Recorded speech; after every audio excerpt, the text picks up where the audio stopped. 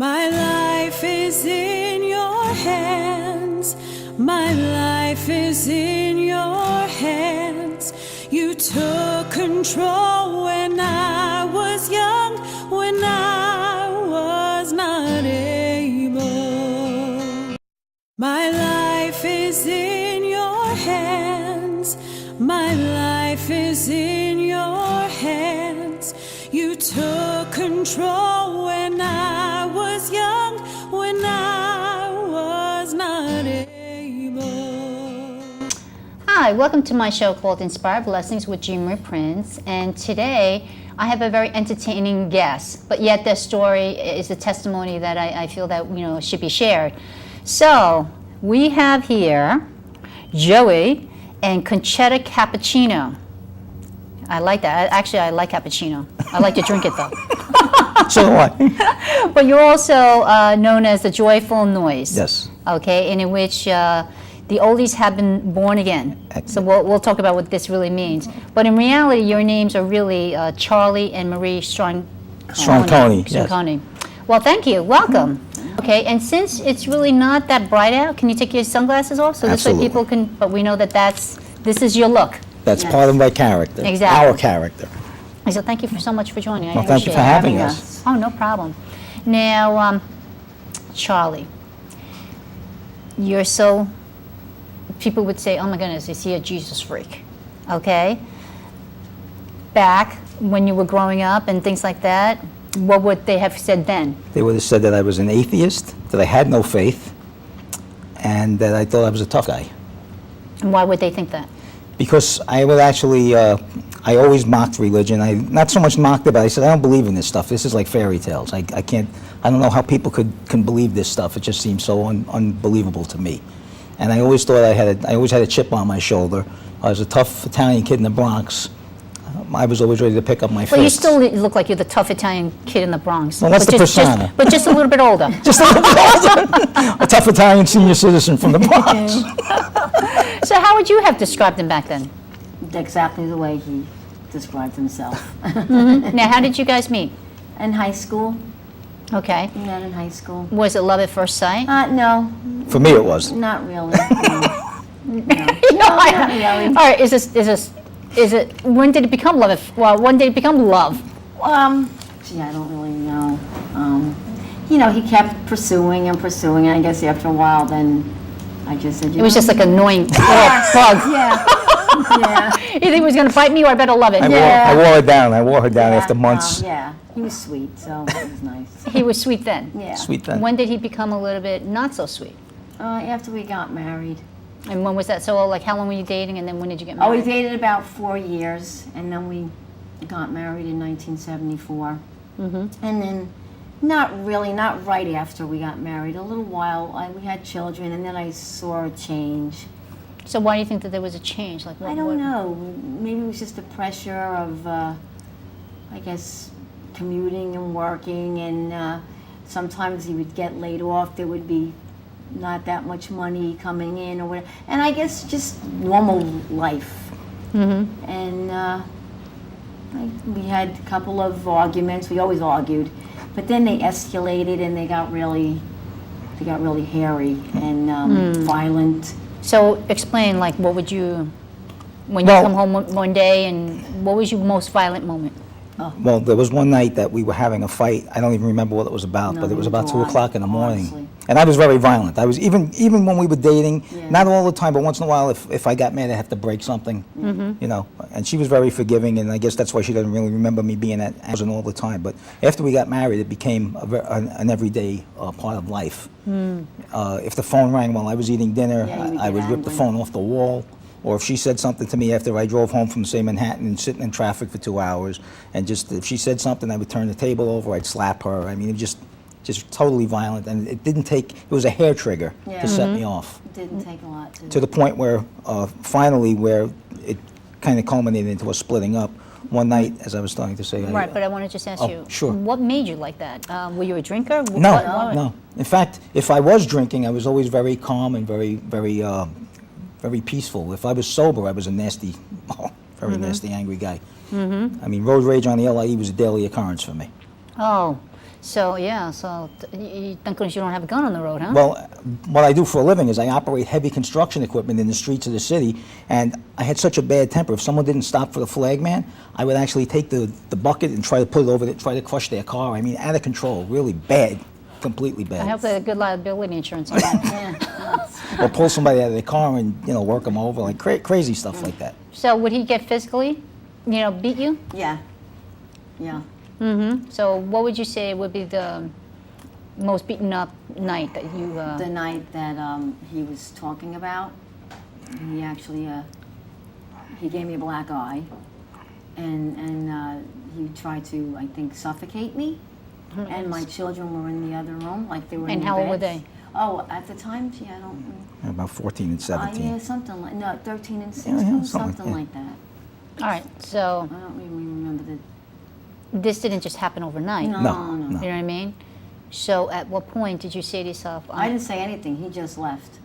Okay. He just left. I didn't tell him to leave or anything like that. He just left. All right. without- Did you not have a backbone? Did you? What? Probably not. You know what I'm saying? Did you feel like okay? Were you working at the time? Yeah. Was I? Yes. But you just didn't have the confidence in yourself to say No. anything to him? I would be afraid to say something. Did you tell your family? They didn't know. No, they didn't know. I would keep. Too embarrassed? Yeah. Okay. Yeah. Would you say your kids saw this? I mean, Yeah. at that time they were in the Yeah. bedroom. That's but hard. Yeah. I And think. what- Oh, go ahead. What would you say to your kids to They explain knew. I Dad's didn't have to attitude? tell them. They knew. So they must have been afraid of him. Yeah, they would go in their rooms when he came home from work. They didn't want to, walk on eggshells or whatever. Now, did you realize that you were such a monster? The thing that really started to scare me was because I would actually go like blank. Blank. Like I wouldn't even know what I did until after it was over. It was like kind of Jekyll and Hyde. Right. And when it was over, I'd look at the house and the walls would be broken, or furniture would be broken, or I'd slap her, and I would sit there and be like, I can't believe I did that. Okay. So when you were thinking that, did you think to yourself, oh my goodness, I'm so sorry for what I did to you? No, never. or No, sorry. Well, no, I would be at the moment, But never but said it. the next time we had a little confrontation over something that would set me off, it would be back to same old. It wasn't like I was sorry. I was sorry for the moment, Yeah. but I wasn't sorry where I would change. okay. You didn't feel like you needed to change because she wasn't No, because threatening you. exactly, and when I did flip out like that, and after I broke the furniture and slapped her, I'd say, "Look what you made me do." Right, Yeah. right, which was So totally I was always wrong. putting it Yeah. on her, Right. not saying, "Look what I did. I don't have this much patience for anything." Mm-hmm. I was putting it on her, which was totally wrong. And so your co-workers saw the same type Yes. of... Yes, I was the kind of person. Now, if you look at me, I'm 5'6". I'm about 150 pounds. I'm not a big guy, but I had such a terrible anger problem that if one of my supervisors had asked me to do something, I could see they stop and they would like kind of formulate their words because they knew if you said it the wrong way, I was getting in your face. I was going to punch you out, and just I wasn't taking it. You really seem like a character that should be on the John Travolta and Olivia Newton-John Grease. Right. That you would be in the, and also you would have been a good Fonzie. Hey, yo, Hey. Except you wouldn't, it would have been too much for liability reasons to have you on the show. But when I think about think about that, when I was very small, I'm going to say up to about 13 years old, I was very mild-mannered. I used to get pushed around by a lot of kids because I took it. And then one day I just snapped, and I'm like, nobody's ever pushing me again. And that's where I'd get to a guy 6'6", and it'd be like, Yeah, forget I bet about you I it. could ask you this question now, but I probably couldn't ask you this question back then. I'm listening. Okay, is it because you were 5'6" that some guys, I don't know whether it's called short syndrome? No, I don't think. No, I don't think No? it was that. Okay. I was just a very mild-mannered kid. I never wanted the trouble with anybody. I always tried to get along with people. But a few times I caught beatings because I was the nice guy. I wouldn't fight back. I'd be like, trying to be passive. And growing up in a pretty tough neighborhood in the Bronx, I realized you can't be passive. You have to intimidate. So they're afraid to try something on you because they're like, if I mess with this guy, I'm catching a beating if I mess with him. So Why didn't your mother beat you? She should have taken you over her my knees. father was pretty tough. My father was a tough guy, sanitation worker. He would pick me up a couple of times by the belt loop and give me a foot in the rear end, and he was tough. Right.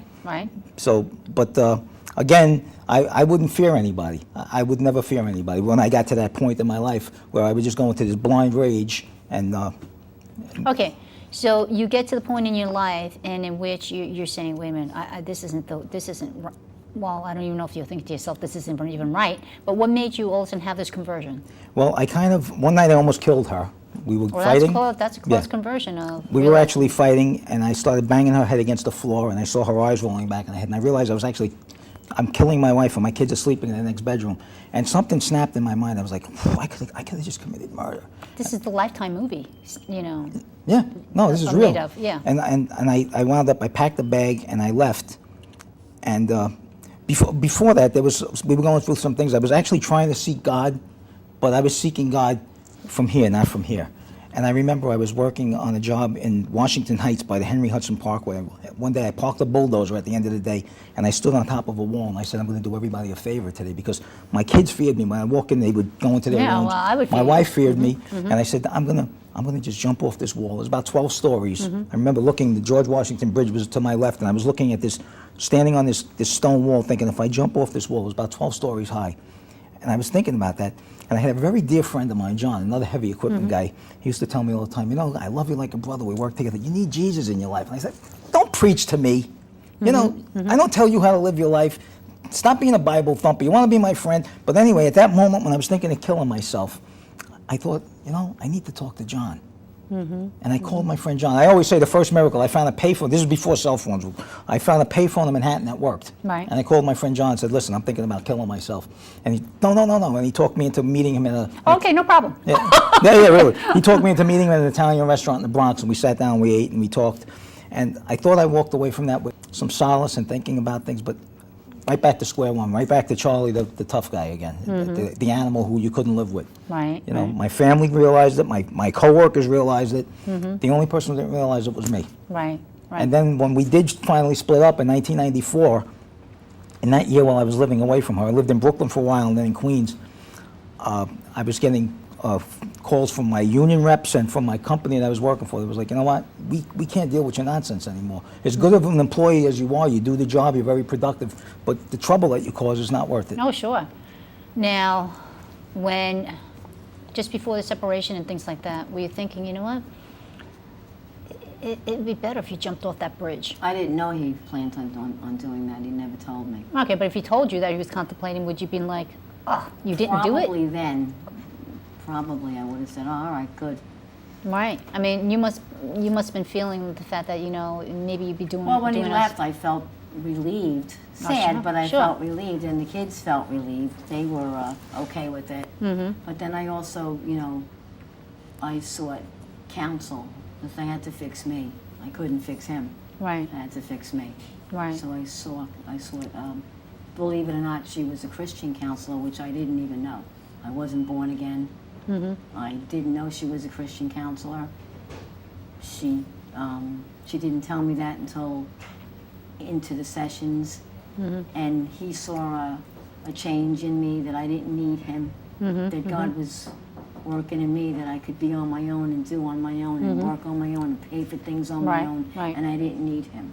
Right. I didn't need him. So Right. he saw that, and he wanted to know who I was going to, so I told him, and he made an appointment with her. I was impressed. And I was also impressed. said to the Christian counselor, I don't think he should be here. He's got a violent. She said, I'm not worried about his violent temper. And he went to her, and he loved her. Because she told him where to go and how to get there. Now, were you open? I was at open that because, time? again, we were living apart for almost a year at that point. Were you missing her? What was your? When I would come over to see the kids, I saw a different personality. I saw somebody who had more self-esteem. Yeah. She wasn't taking my nonsense. She was pretty much straight and right in Okay. my face. And I was like, wow, that's not the Marie I know. What is she doing? And I asked her, what are you doing? That you're kind of changing for... Yeah, you're so used to her being a doormat. Yeah, Right. and she said, I've actually sought counseling, and this lady is really helping me very much. And I said to myself, I said, wow, she really is, because I'm seeing a different person here. Right. And that's when, at that point, I thought, you know what, I want to see what this lady's all about. So he went to her. And I went to her. Again, I went there with a chip on my shoulder. And the first thing I said to her was, let me tell you something, lady. You see all those diplomas and stuff on the wall? That doesn't impress me. And she said, they're not there to impress you. And if you don't like it, the door's over there. And right there, I was like, oh, wow, this one. Sometimes you need it back. That's what I needed. I needed somebody who's going to be in my face. So how long did you go for counseling? Probably a Almost year. 2 years. Oh, was it 2 years? 2 Okay. years, yeah. Okay. And then my children also went to her. So, when did Joyful Noise start? Well- Or when did you come up with Joyful Noise? Well, when I did get saved, April 9th, 1995 was Palm Sunday. I came out to see my children, and we were still talking about divorce, and Right. I was still getting more angry, even though I was going for the counseling once in a while. So we were talking about getting the divorce, and on April 9th, 1995, I felt, in fact, when I walked in the house, it was Palm Sunday, the first thing she said to me was, "Charlie, what are you doing? You look terrible. You Yeah, doing you look drugs or terrible." something?" Right. I hadn't slept in weeks. I had dark rings under my eyes, Right. and I felt I was in a spiritual battle, and I was sure. starting to understand it because I knew at night in my apartment there would be weird things happen. So I can't even tell this to people; they're going to think I'm out of my mind. Right, Even she thought I was out of my mind. I said, "Marie, you're not going to We understand this. weren't saved yet. I've Right. had something pressing me down, holding me to the bed, things growling in my face, and I'm scared. I'm scared." Right. So at that point, I said, I asked her if I could take a nap in our bedroom, and we lived in Holbrook at the time. I said, "Before I drive back to the city." She goes, "No, you look tired." So I'm taking a nap in our bedroom in Holbrook, and I get this same sensation. Something's growling and pinning me to the bed. Right, right, And I'm right. thinking, whatever this is, it's not in my apartment. It's with me. Right, It's following right, him. right. And I called up a local church that we had gone to for one service, and I got up and walked out. I'm like, "These Bible thumpers, this isn't for me." And I walked out. In fact, Marie said to me at the time, "Charlie, that's rude. You can't." I'm like, "I can't be here. I got to Right. get out of here." And anyway, I called that church up and said, "You're going to think I'm crazy, perhaps, but I think I'm being attacked by demonic forces." And the assistant pastor said to me, "You know what? The Bible clearly talks about how Satan roams like Yeah. as a roaring lion, seeking to whom he may devour. Why don't you come to service?" And he did. He asked did. me if I was getting this, and I was going, I Just said, gotta chill. no. No, right. And so she humored me. I said, "Listen, don't say anything to the kids. I'm going to church tonight." Right. She was like, "You're going to church?" I'm Right. like, "I'm going to church." So I went to this Palm Sunday service. It was an evening service, and I went there. And as I was sitting there, not knowing anybody, just kind of feeling uncomfortable, the pastor said, "That gentleman who called the church, please come up to the altar. We want to pray for you." And I'm thinking, I wasn't expecting that. And I'm right. thinking, "Gentleman, there's no gentleman here." But I went up to that altar call. And when they placed hands on me. It was the first time I was really in a Pentecostal service, Right. other than the time I walked out. And when they placed hands on me and started to pray, I actually felt like a tug of war was taking place inside of me. I felt like there was actually pulling. Sure, sure. And I was thinking, how? And then, "In Jesus' name we command you, loose him. Satan, be gone in Jesus' name." And I'm standing there, and I have my hands up, and I'm thinking, how do I do this? And I heard an audible voice say, "You need to make a decision to follow me for the rest of your life." And I'm like, "But how do I do this?" And the pastor said, at the same time I heard that voice, the pastor said, "Say this prayer with us." And they prayed the sinner's prayer with me, and I accepted Christ. And instantly, I felt like somebody took a tremendous weight off of me. Right. I felt light and free, Right. and I couldn't wait to go home and tell her, "Something's different. Right. Something's different. Would you take me back?" And it's funny because my kids were standing behind her going, "No." I said, What, you "Listen, stupid?" yeah, what, are you crazy? It's so Yeah, peaceful right, here. right, Daddy right. doesn't come home and Right. wreck the house." Right. I said, "Marie, something happened to me tonight. I can't even verbalize it, but something's different." And she said, "Well, we'll talk about getting back." I'm like, "I don't want to talk about it. I just want to come home, please." And what did you tell them what you said? Oh, that was, so he packed up and came back Monday, but that Monday. But I said to the kids, if God can forgive him, who are we not to? Right. And that's like blind faith. Sure. You know what Yeah. I'm saying? I'm not saved yet. Not yet. Right. But you got to give it that chance. Gave it the you chance. know? And so But when he left, I even said, "Go. You can go, because God will take care of me." And I didn't know what I was saying. I was just, because I was brought up Catholic, so. So when you decide to take him back, you saw a total change in him? Yeah. Yeah. Okay.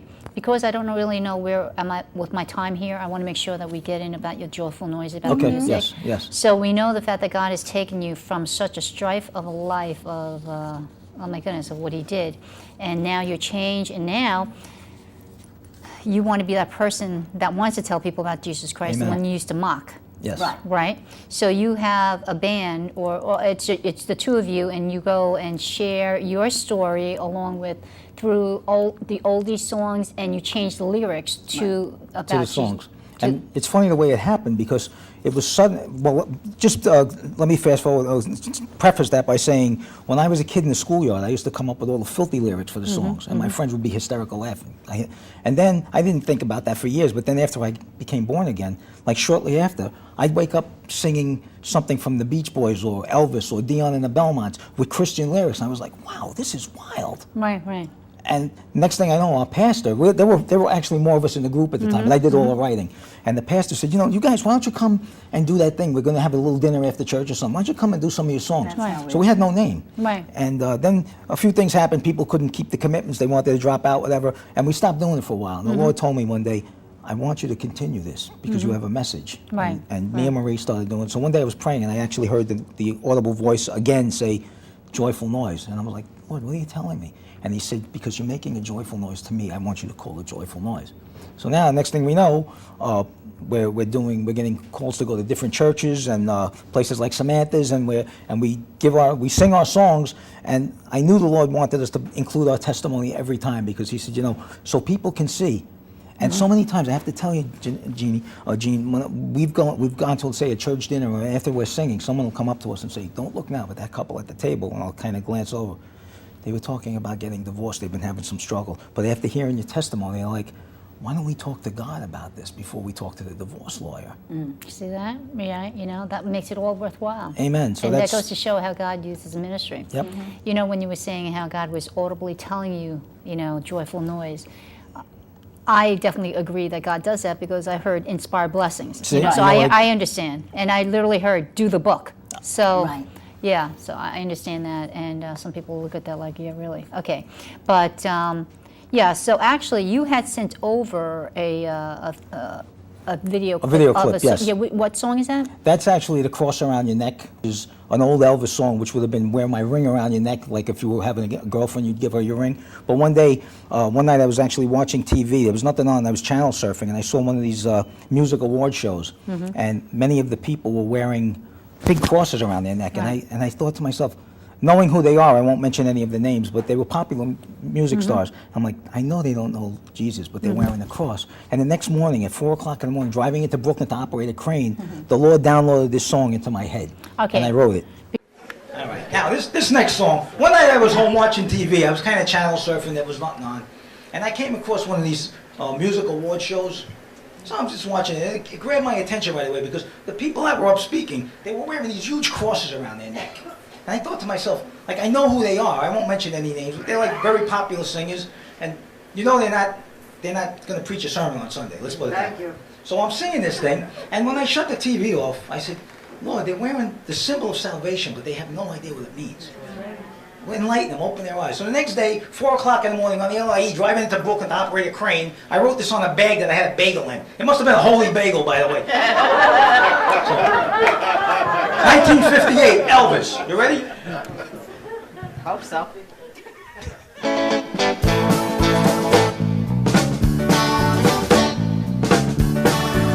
If you wear a cross up around your neck, wear it for your love, reverence and respect. Don't wear it for just mere decor. If you want to wear a cross up around your neck, if you wear a cross up around your neck, let the light of Christ in you reflect. May it never be an accessory. Do you know the meaning of the cross up around your neck? Some people wear a cross as if it's just a little bling, another piece of jewelry that doesn't mean a thing. They just don't understand the blood, the pain, the suffering, when Christ died on the cross for me and you. If you wear a cross up around your neck, wear it for your love, reverence and respect. Don't wear it for just mere decor. If you want to wear a cross up around your neck. Some people wear a cross as if it's just a little bling, another piece of jewelry that doesn't mean a thing. They just don't understand the blood, the pain, the suffering, when Christ died on the cross for me and you. If you wear a cross up around your neck. Let the light of Christ in you reflect.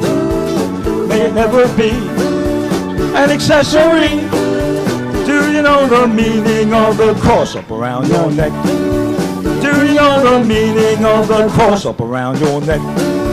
Do you know the meaning of the cross up around your neck? Thank you. Thank you very much. Thank you. Okay, yeah, so the fact that, great video, you know, of you doing thank that you. event. Thank you. Yeah, that's great. Now, if people wanted to get in contact with you to be able to have you perform at their place, how would they get in contact with you? We do have a website, which I'm not too good with the website, but I have an email address, joynoise, JOYNOISENY @gmail.com. Okay. You have Or- a website? The website is joyfulnoiseny.com. Okay. And there are actually some video clips of us doing some of our songs. Other songs as Yeah. well. Yeah, so just to kind of explain again, is like you'll take an oldie song and then you'll put the lyrics about Jesus Christ. Yes. So can you just give us like a, well actually they did just listen to the sample of that Yes. idea. Mhm. Yeah, no, that's great. So are you surprised at the fact that how different his life, how Oh, yes. different your lives are? Right. Oh, definitely, yeah. How about your coworkers? What do they say? Well, you know, it's funny because I work in the construction industry. I work with a lot of tough guys, and it became from where I was the guy starting the fight to the guy that would say, "Listen, guys, little peace. Let's calm down. Let's you know." So I became the peacemaker instead of the guy that had the fuel on the fire. You know, blessed are the peacemakers. Yeah, normally, you know, anyway, hold on. You've been a hypocrite? Oh, no, that's right. You've been like this for a while. I've actually worked for a couple of contractors, big contractors in the city, that I was in their face cursing them out, and then fast forward a few years later, I wound up back with them, and I said to one of the owners one day, you know, I'm praying for you, and he went, there's a guy, I cursed them out, I threatened them, and he's like, you're praying for me? I'm like, yeah, man, I'm praying for you. I know I put you through a lot back in the day, but I'm a new creation. Yeah. Okay, so tell me this. If I was on the road and I cut you off, am I safe? Oh, yeah.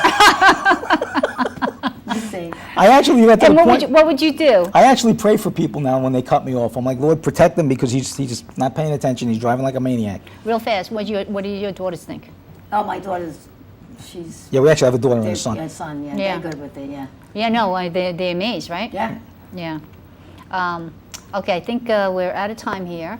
So I just want to thank you so much. thank you Oh, for thank you for being having my us. guest. This has been great. Yeah, very Thank you. entertaining. Very blessed. Yeah, I just hope that people will actually come and to see you perform because Oh, you okay. did. You were very entertaining. Oh, thank you. And, Thank you. and just like your one-liners. You do kind of remind me of the, But that's my everyday life. She's funny. oh really? That's funny. Putting it on, that's what I do every day. That's funny, that's funny. But just different outfits. Different outfits, yes. Normal outfits. Gotcha. Well, again, thank you so much. Thank you for Good. So I want to thank you for joining us today. And if you're interested in me coming and sharing my testimony at your church or different ministries or different venues, I would love to be able to do that. I would sing from my CD album along with sharing from my book. And very inspiring story. Also, if you could like my Facebook Inspired Blessings Facebook page, so you get the updates about Inspired Blessings as well as when the new guests will be airing their shows and things like that. So keep Inspired Blessings within arm's reach to help give you comfort when others are at a loss for words. Thank you, and God bless. For more information on Inspired Blessings, inspirational prints and books and CD album, please go to jeanmarieprince.com. To accept and receive Jesus Christ as your Lord and Savior, please say this prayer. I know that I am a sinner who needs forgiveness. Jesus, please forgive me for all my sins and purify me. I know that you died and rose again to pay for my sins. I need you to be my Lord and Savior for the rest of my life. Thank you in the name of Jesus. Amen. With man, this is impossible, but with God, all things are possible. My life is in your hands. My life is in your hands. You took control when I was young, when I was not able. I had no mother to love me. Oh,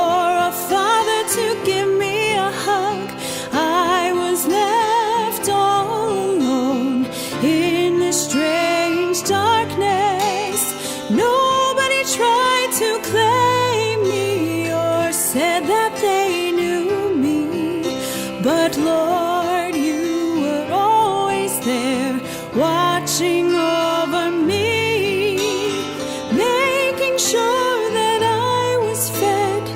You kept me from the cold. Your hands picked me up and brought me to a loving home. Your grace was poured on me, and I was chosen to be saved.